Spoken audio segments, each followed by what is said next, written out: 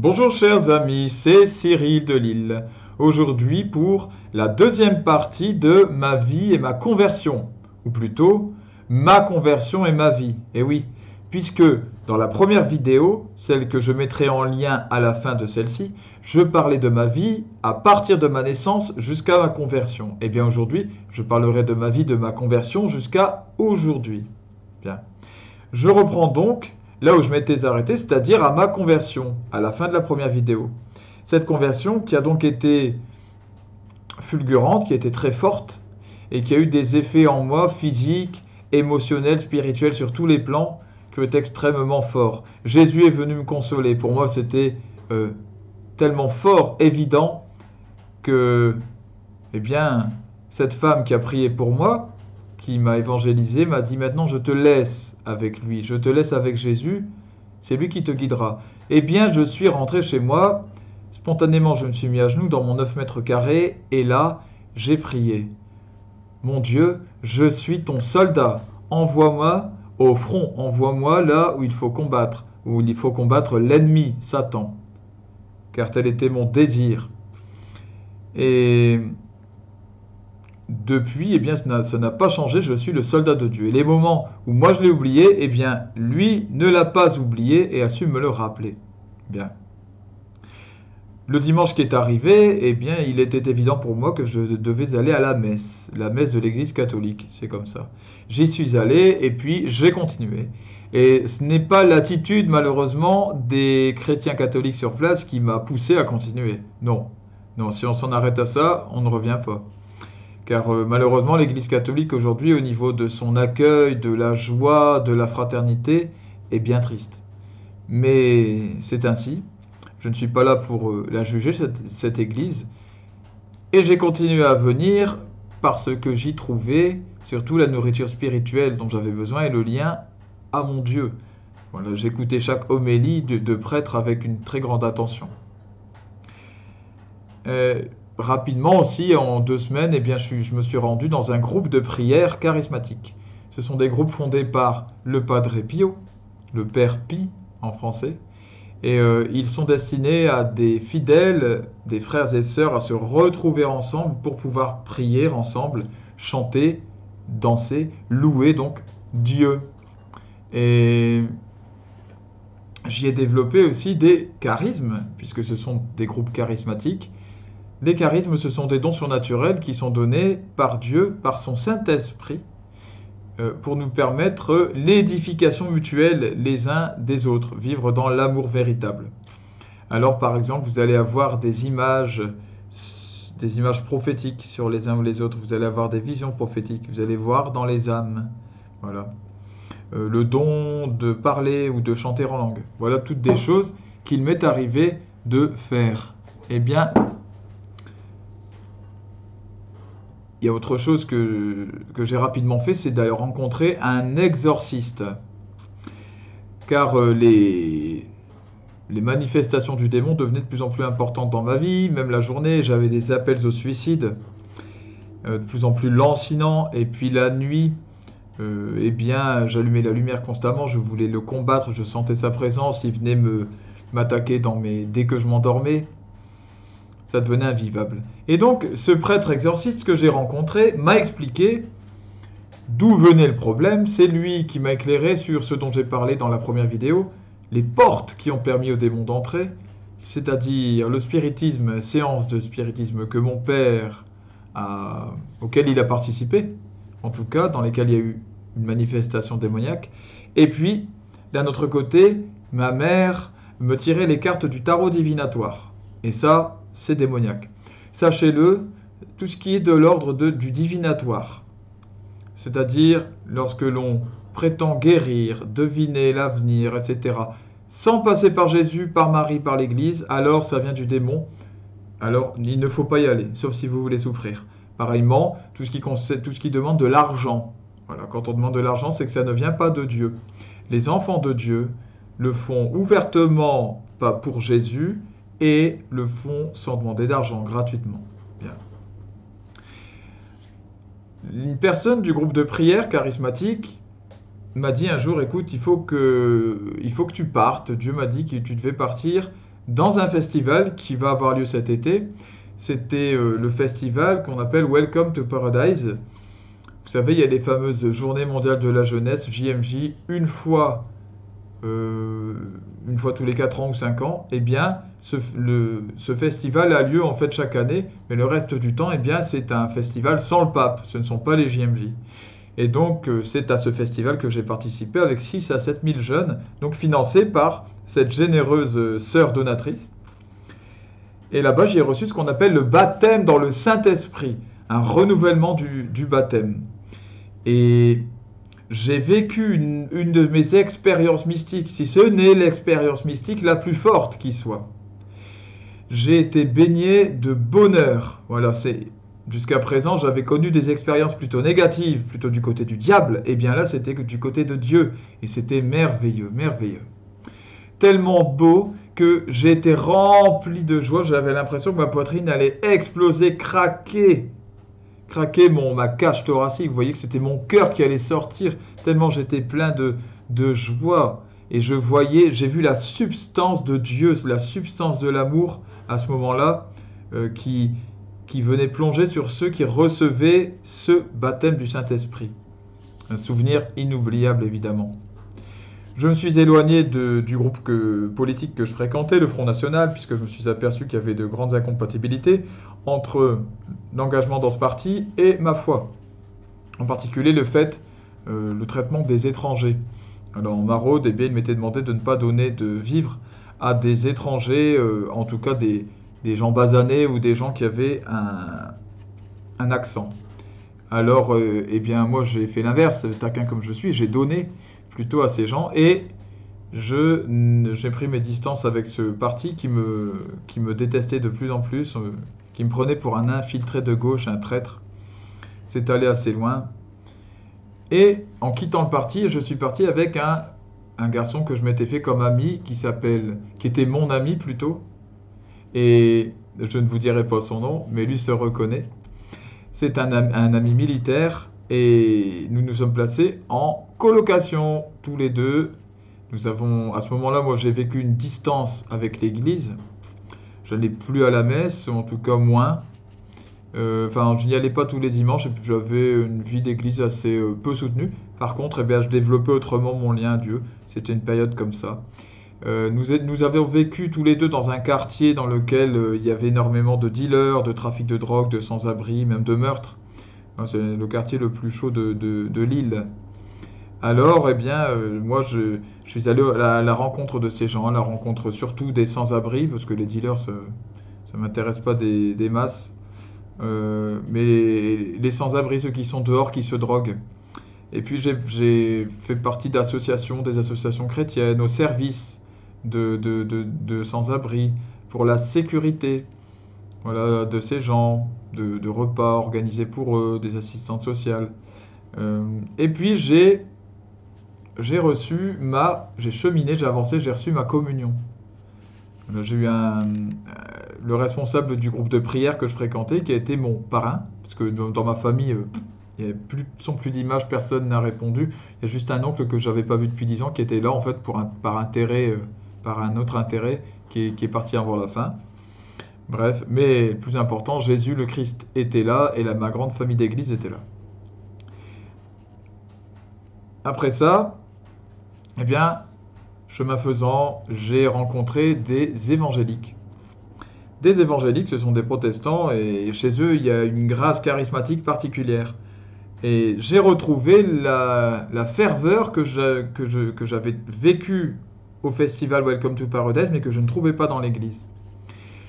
Et puis il y a des évangéliques qui m'ont dit des choses sur l'église, qui m'ont beaucoup perturbé, qui me disaient, tu te rends compte, l'église, on y adore des statues, l'église catholique, on appelle les prêtres mon père, c'est pas chrétien, c'est en contradiction de la Bible.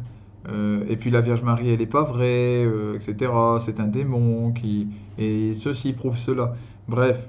Et moi, j'étais perturbé parce que je voyais un triste exemple dans l'Église catholique, comme j'en parlais, triste exemple de la part des chrétiens qui avaient une mine déconfite à peu près constamment. Alors je me suis laissé perturber par ces arguments qui étaient faux, hein, je tiens à le préciser. tout ça n'est pas vrai. Mais j'allais à la messe et au culte le lendemain matin, le dimanche matin, chez les évangéliques, sans savoir où est-ce que j'allais rester. Et alors dans ce doute-là, eh bien, j'ai rencontré un prêtre, un nouveau prêtre, qui est devenu mon guide spirituel. Et lui m'a demandé si je voulais avancer vers le chemin de la confirmation, le troisième sacrement. Confirmation, ça veut dire ce que ça veut dire, c'est-à-dire que vous êtes confirmé, vous vous confirmez dans l'Église catholique. Alors pour moi, c'était un sacré questionnement, puisque eh bien, je me demandais si c'était la bonne Église. Et j'ai fait ce choix, j'ai discerné, Dieu était avec moi. Puis j'ai passé une retraite dans un monastère chez des moines pour pratiquer ce qu'on appelle les exercices de Saint Ignace de Loyola. Ceux qui ne connaissent pas, je vous le conseille. Je suis allé chez des bénédictins et là, je suis tombé amoureux au plus profond de mon cœur de l'Église catholique. Parce que j'ai vu ce qu'elle était profondément.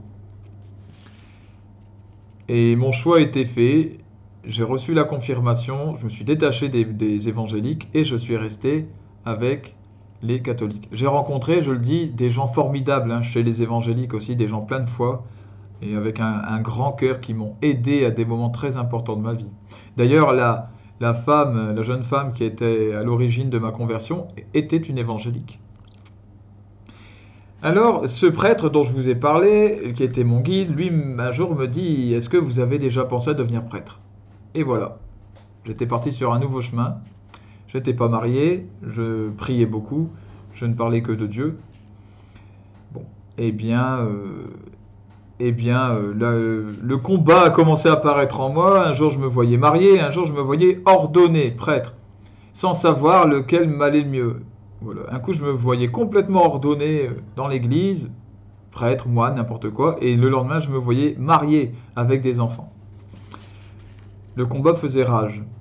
J'ai obtenu un travail dans un collège en zone difficile, une zone très populaire, le dernier collège de la ville en fait. Et dans cet endroit, eh bien, j'ai vécu des persécutions du fait de ma foi. En fait, il y avait un communautarisme arabo-musulman dans ce collège que j'ai remis en question, que j'ai un peu mouvementé. Et j'ai rappelé au surveillant le rôle qu'il devait tenir par rapport aux élèves. C'est-à-dire que c'est pas parce qu'il est comme toi algérien ou qu'il parle la même langue que tu dois lui taper dans la main et lui donner des passes droits. Parce que c'est ce qui se passait. Et moi, eh bien, avec les élèves, je me comportais d'une autre façon. Je les vouvoyais pour mettre une distance. Parce que là-dedans, on a vite fait d'être copain-copain, de copiner. Et puis, je leur mettais, quand il y avait des manques de respect, des heures de retenue, des observations, je faisais tout mon travail et je leur faisais faire des dissertations, tout ça. Eh bien ça m'a valu d'être puni. Quand vous agissez comme ça, que vous faites bien votre travail consciencieusement, on vous punit. Et on recevait régulièrement, alors la directrice, elle-même arabo-musulmane, qui faisait partie de cet ensemble-là, me disait, il faut démissionner, ça sert à rien de rester. Pourquoi? Très étonnant, je dis, pourquoi est-ce que vous voulez que je démissionne? Vous n'êtes pas heureux. Ben, je ne suis pas heureux parce que vous me manquez de respect, parce que les collègues me manquent de respect. Ouais, mais quand c'est comme ça, il faut partir. Voilà. Et c'était comme ça tout du long. J'ai reçu il y a un autre surveillant qui m'a menacé physiquement. Alors, il y avait des élèves aussi, donc je me suis jamais laissé intimider par ce genre de choses. Et puis, il y a carrément jusqu'à des humiliations devant les élèves que j'ai reçues par d'autres collègues. Et un jour, il y a eu une calomnie sur moi, un mensonge. On a inventé une histoire de prière d'exorcisme que j'aurais prié en public devant tous les élèves de l'école. En fait, les surveillants avaient déformé quelque chose que je leur avais expliqué sur ma foi catholique, parce que nous en avions parlé. J'ai fait cette erreur de leur faire confiance. Bref, si ce n'est que ça. Et puis, j'ai été pour le coup mis à pied. Cette affaire est allée au tribunal, c'est allé loin. Alors moi, j'en avais assez, vous voyez, du monde, tout simplement, et d'essayer de me faire une place dans ce monde. J'ai entamé une nouvelle relation amoureuse avec une femme, mais elle était en attente de reconnaissance de nullité de son mariage par le Vatican. Voilà, c'est-à-dire qu'elle était mariée avec un homme, elle ne vivait plus avec lui, mais le divorce ne suffit pas dans l'Église. Il faut reconnaître que le mariage était nul, et pour ça, il faut des raisons précises. Donc, elle attendait cela, la reconnaissance, elle avait des enfants, elle n'en voulait plus, moi j'en voulais. Bref, c'était... je ne savais plus que faire. Et j'avais ce questionnement de savoir si j'allais partir au séminaire, devenir prêtre ou non. Voilà. J'ai fait un voyage à Notre-Dame-du-Lot, un grand sanctuaire, et là-bas j'ai eu ma réponse. Et j'ai compris que oui, j'allais partir. Ensuite j'ai vécu une autre retraite d'une semaine. Et voilà, cela m'a permis de confirmer que, eh bien, il fallait que j'y aille. Je suis parti, j'ai dit au revoir à cette femme, je lui ai dit fais ta vie de ton côté, ne m'attends pas. Je suis parti, prêt à donner ma vie entière, évidemment. En année qu'on appelle propédeutique. Voilà, préparation au séminaire. C'était en Belgique. Et alors là, j'ai reçu une formation spirituelle, humaine, théologique, sans précédent, très dense et inoubliable. J'ai voyagé dans différents endroits, j'ai énormément missionné pour le Seigneur, j'ai annoncé la parole, j'ai reçu tous les cours les plus importants, ce qui permettent aujourd'hui de parler sur cette chaîne avec légitimité. Et évidemment, mon ADN n'a pas changé entre-temps et j'ai eu des difficultés relationnelles avec les frères et sœurs, les frères. Et les sœurs, il y en avait très peu parce que nous étions des hommes à vouloir devenir prêtres. 19 autres que moi, donc 20 en tout. Et il y avait des difficultés, et avec la hiérarchie aussi. Voilà. Et pour moi, c'était très difficile de trouver ma place là-dedans, de rester serein, parce que je voulais que justice soit faite, que la vérité soit rétablie quand il y avait des mensonges qui étaient dits. Je voulais qu'on respecte les règles qui étaient édictées, c'est-à-dire le silence le soir, c'est-à-dire voilà, les différentes règles de bien vivre en commun. Et quand ce n'était pas respecté, eh bien ça me stressait d'une manière particulière. Et la hiérarchie, j'ai toujours été sensible à l'exemplarité de la hiérarchie et au contraire à son manque d'exemplarité. Et là, c'était le cas. Et donc le prêtre responsable donnait des leçons et ne les appliquait pas ou faisait carrément le contraire. Ou alors quand je lui demandais d'intervenir dans notre groupe pour nous aider à nous entendre les uns avec les autres, eh bien non, il ne venait pas. Par contre, il m'accusait, il me prenait à part, mais il ne venait pas en face pour régler les problèmes. Bon, tout un ensemble de choses. Et ce qui a valu au bout d'un moment, alors ils m'ont fait voir un psy en croyant qu'elle allait détecter quelque chose peut-être, mais il n'y a rien eu. Et donc je suis reparti de cette année-là. J'ai été accusé de ne pas vouloir me convertir, voilà, refus de conversion. Et je suis reparti en 8 jours de temps, j'ai dû repartir. Je me suis retrouvé à nouveau dans le presbytère avec le prêtre, mon père spirituel. Et lui m'a dit, oh, vous allez peut-être pouvoir devenir prêtre quand même avec les 7 mois que vous avez fait, parce que j'avais fait 7 mois de formation, mais ça n'a pas suffi. Et à partir de là, chose importante pendant cette année propédeutique, je vais le dire avant de passer à autre chose. Au milieu de l'année, j'ai vécu un voyage à Rome pendant 5 jours tout seul. Voilà, coupé de ma famille, coupé de tout le monde, même des gens de la maison propédeutique, sans téléphone, sans rien. Je suis parti là-bas, j'avais un billet d'aller, un billet de retour. C'est tout. J'ai vécu ce moment à Rome, cette rencontre avec le cœur de l'église instituée. Donc c'était très fort. Et puis je suis parti en Cenacolo aussi, pour ceux qui connaissent. J'y ai vécu un moment très désagréable. J'ai été traité comme un drogué, puisque là-bas c'est un lieu d'accueil d'anciens drogués ou alcooliques ou différentes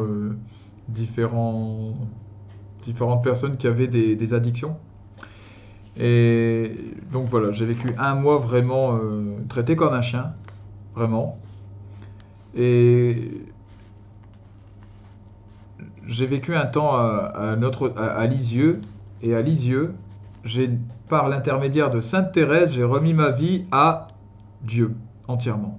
Et j'ai dit, écoute, Seigneur, finalement, que je devienne prêtre ou pas, que je doive me marier, fonder une famille ou pas, quoi que je doive faire, je veux le faire pour toi. Voilà. Ça m'est indifférent au final, de savoir comment je te plairai. Je veux te plaire, avant tout, comprendre ce que tu veux et le faire pour toi. Et ça, c'est central dans la vie de quelqu'un. Et je suis revenu, donc comme je vous l'ai dit, j'étais mis dehors, retour à la maison. Et là, le prêtre qui était mon père spirituel, donc m'a fait rencontrer, comme je vous l'ai dit, le responsable du séminaire qui a dit non, Cyril ne peut pas devenir prêtre, moi je ne le vois pas prêtre. Et il a considéré que j'étais responsable, mon père spirituel, il a considéré que j'étais responsable du fait d'avoir été mis dehors. Il considérait que c'était un échec personnel. Et il est devenu, cet homme, alors qu'il m'avait permis beaucoup de bonnes choses, il est devenu mon ennemi à partir de là, comme un changement de visage. Il s'est mis à m'humilier devant d'autres, à me rabaisser gratuitement, à me dire que j'étais un imbécile, par exemple, si j'avais un désaccord avec lui. Ce genre de choses. Il s'est mis à m'interdire de lire la parole, de lire le psaume ou de le chanter, de partir évangéliser avec les frères et sœurs d'église en mission. Voilà. Et ça a été très difficile à vivre. Il est même allé jusqu'à m'expliquer que j'étais un psychotique, que je devais absolument me faire soigner et que si je ne le faisais pas, de toute façon c'était probablement déjà trop tard, même, pour moi. Donc de quoi en fait mettre quelqu'un au fond du trou. Il y avait vraiment quelque chose de diabolique malheureusement dans cette attitude-là.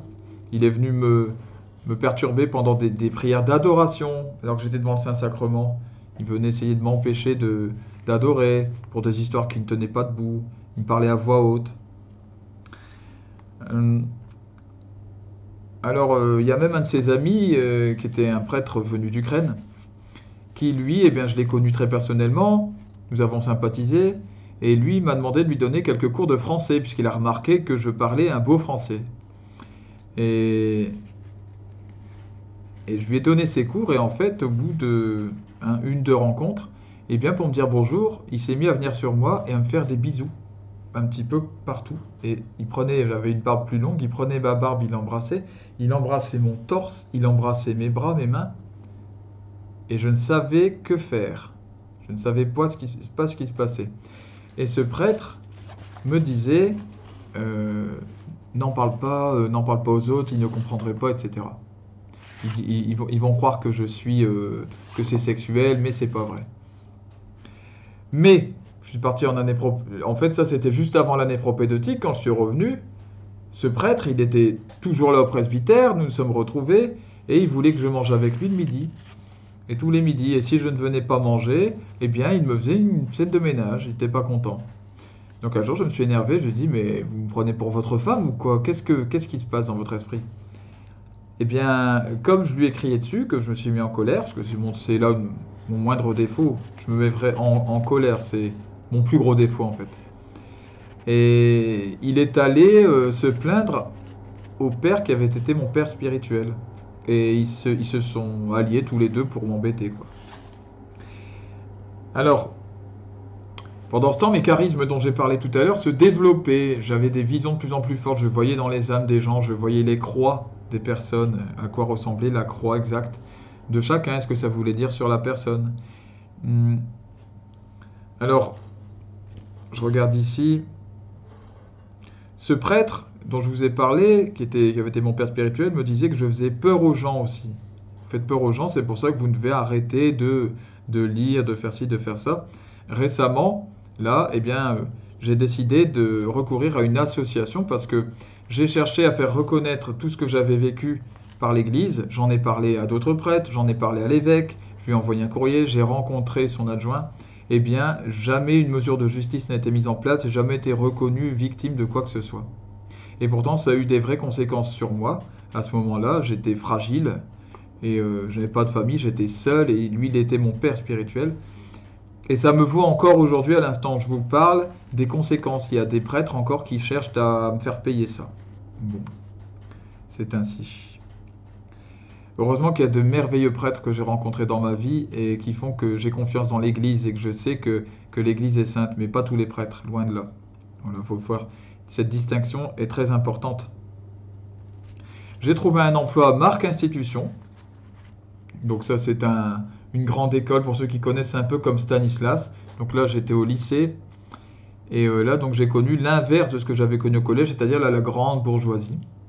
Et j'ai vu la tristesse aussi qu'il y avait au milieu de cette grande bourgeoisie. Je suis allé, j'ai fait l'erreur, selon le directeur de l'établissement, de me rendre à l'anniversaire d'un élève. Et j'ai vu que ça fumait le joint, qu'en fait, il y avait l'alcool, il y avait plein de choses qu'on trouve partout ailleurs. Ça avait beau être des grandes familles bourgeoises catholiques, en fait, elles étaient n'étaient pas mieux que d'autres. Et ça m'a valu d'être mis dehors de l'établissement. Parce qu'il y avait une histoire de piscine aussi, bon, bref. Voilà, j'étais en fait, de manière générale, j'ai toujours été assez libre. Et cette liberté-là entre en contradiction avec beaucoup de valeurs dans ce monde. Voilà. Juste après cette histoire, eh bien, je me suis retrouvé à vivre dans une colocation. J'ai trouvé ça. Et j'ai créé cette chaîne que vous voyez actuellement. La colocation, malheureusement, eh ben, ça n'a pas du tout été un bon souvenir. Voilà, il y a eu des bonnes choses, mais il y a eu beaucoup de mauvais éléments aussi. Je me suis retrouvé avec des jeunes très jeunes. Moi, j'avais plus de 30 ans, et ces jeunes avaient moins de 20 ans, ou autour d'une vingtaine d'années.